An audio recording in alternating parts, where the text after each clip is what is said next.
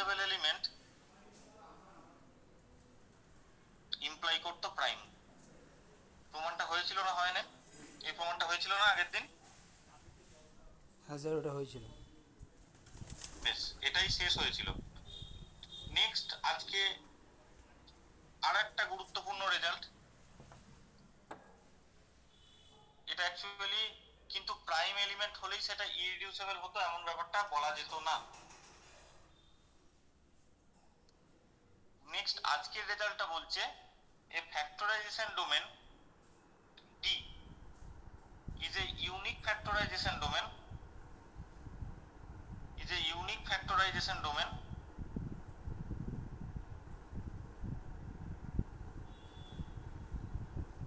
if and only if every irreducible element is prime. Every irreducible element is prime.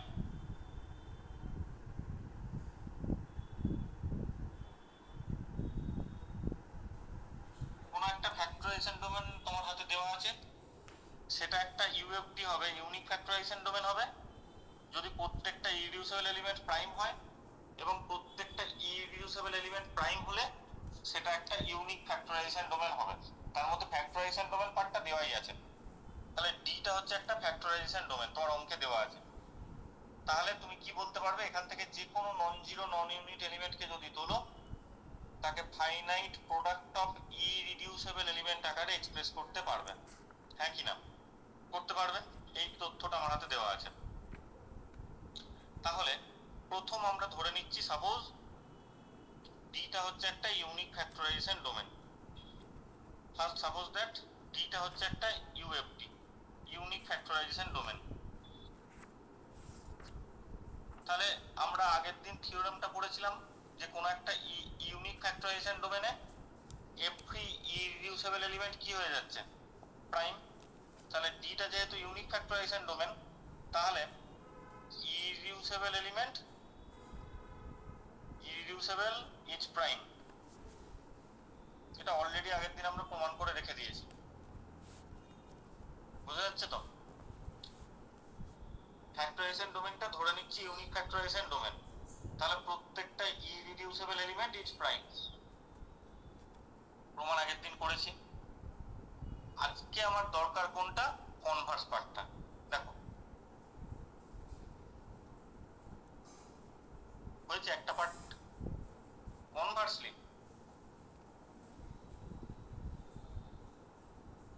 ধরে নিচ্ছি যে in D every irreducible element is prime.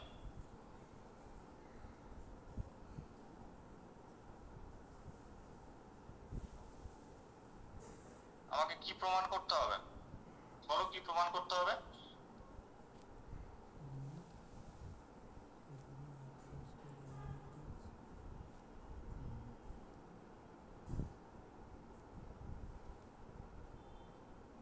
কি দেখাতে হবে এখান থেকে?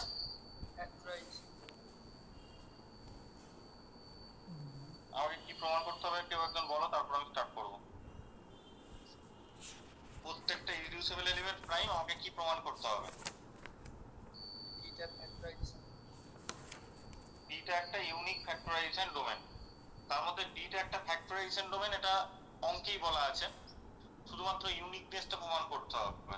ইউনিকনেস প্রমাণ করার ব্যাপারটা কিরকম না, যে কোনো নন জিরো নন ইউনিট এলিমেন্ট তুলে নেব, তাকে দুভাবে এক্সপ্রেস করা যাচ্ছে আমি ধরে নেব। ওই এক্সপ্রেশনের number of factors always same হবে। দুটো এক্সপ্রেশন যদি ধরি, তাহলে নাম্বার অফ ফ্যাক্টর সেম হবে। এবং দু নাম্বার, ওই ফ্যাক্টরাইজেশন করার পর প্রথম ফ্যাক্টরাইজেশনের কোনো একটা ফ্যাক্টর দ্বিতীয় ফ্যাক্টরাইজেশনের কোনো একটা ফ্যাক্টরের সাথে অ্যাসোসিয়েট হবে। তাহলে প্রত্যেকটা ইররিডিউসিবল এলিমেন্ট ইজ প্রাইম। আমাকে দেখাতে হবে এটা যেন একটা ইউনিক ফ্যাক্টরাইজেশন ডোমেন হয়। তাহলে যে কোনো এ বিলংস টু ডি আমি তুলে নিলাম, এবং ধরে নিলাম এ সমান হচ্ছে p1 p2 ডট ডট করে pn pm ধরলাম। আর একটা হচ্ছে ধরো q1 q2 ডট ডট করে qn।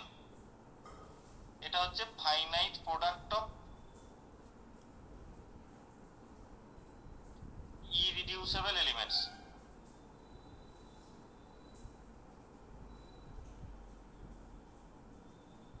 আকারে তাকে তুমি লিখতে পেরেছো।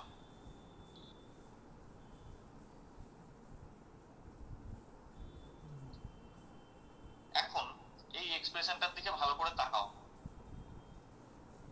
এরা প্রত্যেকে তো irreducible element. Irreducible element is prime. Irreducible element is prime. তাহলে এখানে p1, p2, p3 করে ডট ডট করে pm, q1, q2 dot dot করে qn, তারা প্রত্যেকে কি এলিমেন্ট?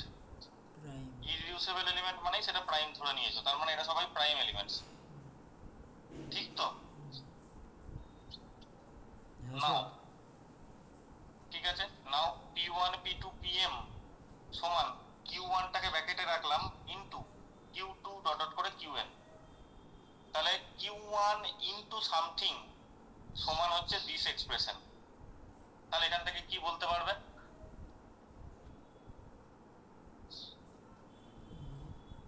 q1 ইনটু সামথিং সমান এটা। Q1 is a division of A. q1 divides p1 p2 into pm। দেখো ঠিক আছে কিনা। হ্যাঁ sir.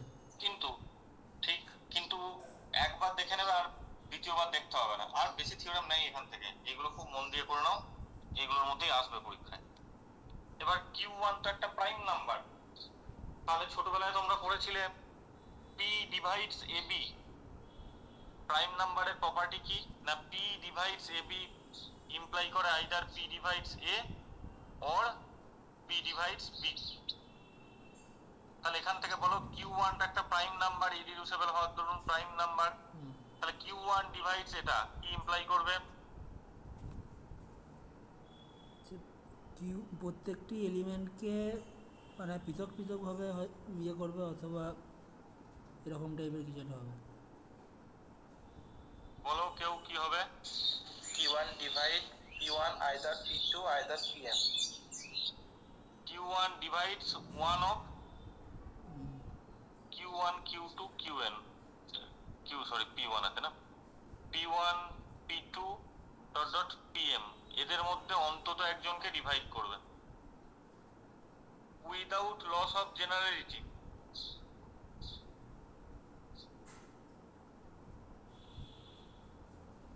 I take q1 divides, ধরে নাও প্রথমটাকেই ডিভাইড করলো, যে কোনো একজনকে করবে উইদাউট লস অফ জেনারেলিটি। আমি ধরে নিচ্ছি q1 ডিভাইডস p1। তাহলে এখান থেকে তুমি কি বলতে পারবে?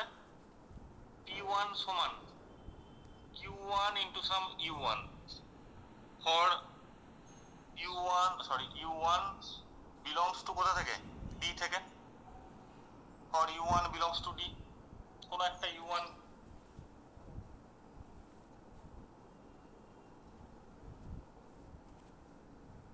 ঠিক আছে, এবার p1 টা কি এলিমেন্ট? p1 q1 সবাই ইররিডিউসিবল এলিমেন্ট, তার মানে এটা হচ্ছে একটা নন জিরো নন ইউনিট এলিমেন্ট।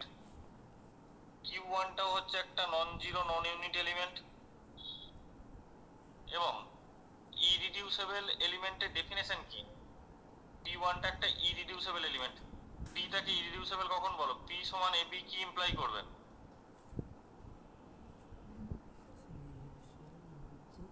p সমান ab কি ইমপ্লাই করবে?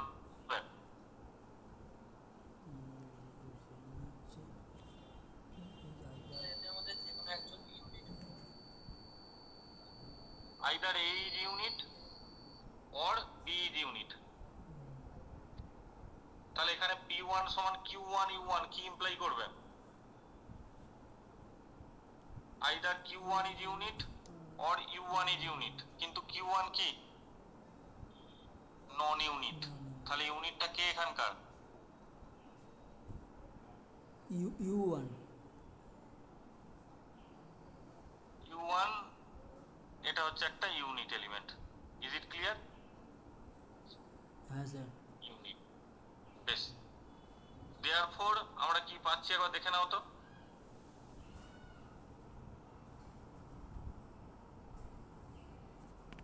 P1 সমান হচ্ছে Q1 U1 ছিল। এবার এই এক্সপ্রেশনটা থেকে আমি চলে আসছি, P1 এর জায়গায় আমি Q1 U1 বসাবো, আর বাকি তো সব আনচেঞ্জ থাকছে, এই দিকটাও আনচেঞ্জ থাকছে, দেখে নিয়েছো। এরপর আমি তার জায়গায় বসাচ্ছি, তাহলে P1 এর জায়গায় আমি বসালাম Q1 U1, তারপরে P2 P3 ডট ডট করে PM সমান Q1 Q2 ডট ডট করে QN বসালাম। একদিকে যদি নিয়ে আসি, মানে ইনভার্স অফ ডিস্ট্রিবিউটিভ ল দিয়ে কমন নেওয়া যেটাকে বলে। এনিওয়ে, তাহলে Q1 ইনটু কত পড়ে থাকবে ব্র্যাকেটে, U1 P2 P3 PM minus Q2 Q3 QN, দেখো ঠিক লিখেছি কিনা, দ্যাট ইজ ইকুয়াল টু 0।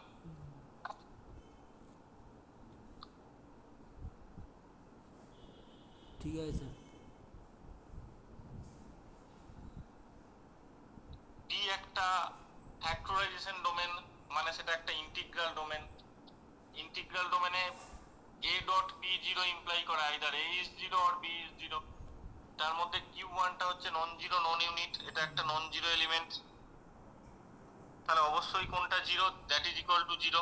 আর এটা 0 মানেই কত, Q1 P2 P3 PM সমান Q1 Q2 ডট ডট করে QN, দেখো ঠিক আছে কিনা।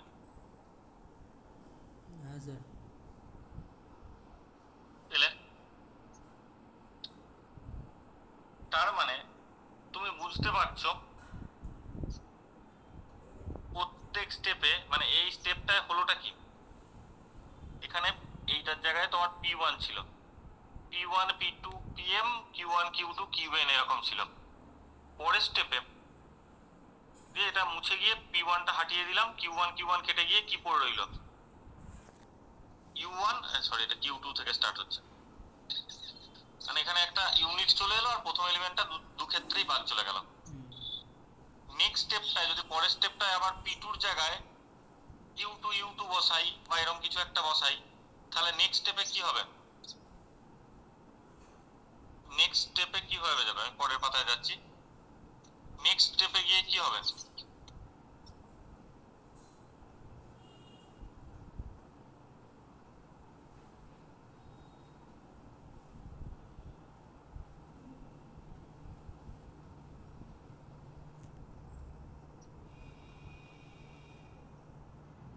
P1 P2 P3 PM সমান Q1 Q2 Q3 QN থেকে পরের স্টেপে 1 কেটে চলে গেল, দিয়ে তার জায়গায় ইউনিট এলিমেন্ট U1 ঢুকে গেল, বাকিগুলো সেম থাকলো।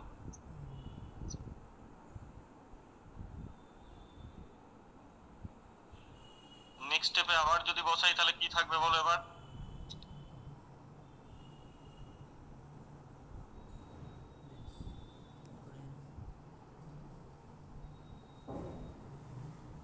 এবার তাহলে সেই ওই U1 ইন্টু সামথিং হবে ওই Q2টার সমান, মানে P2 ইন্টু U2 সমান Q2, ওই টাইপের কিছু একটা হবে। আর কেউ বলো,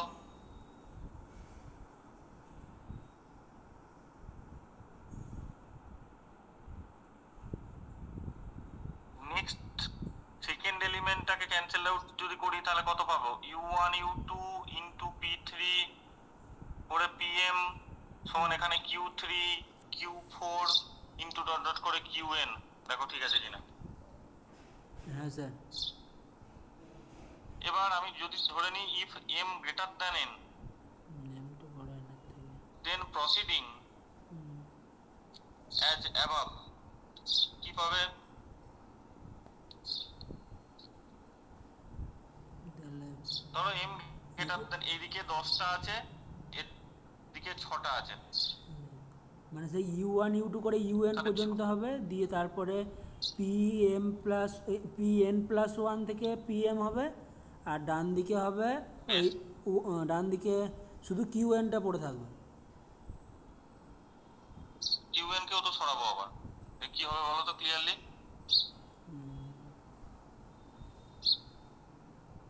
ঠিক বলছিলে, বলো কি হবে? কিউএন,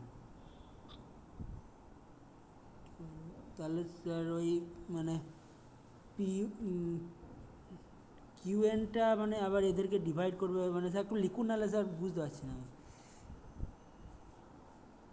U1 U2 UN পর্যন্ত গেল, এদিকে ওরা কেটে বাকি পড়ে রইলো Pn+1 Pn+2 করে Pm পর্যন্ত, এগুলোর সাথে আর কাটার কেউ রইলো না, সমান ডান দিকে হয়ে গেল 1। ক্লিয়ার প্রত্যেকের?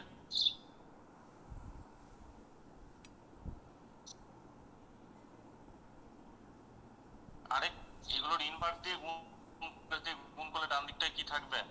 হ্যাঁ স্যার। প্রত্যেকে বোঝা গেছে বাকিদের?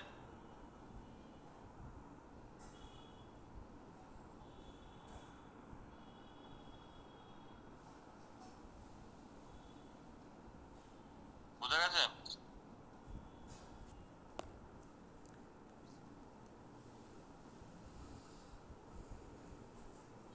তাহলে এরা তো ইউনিট এলিমেন্ট,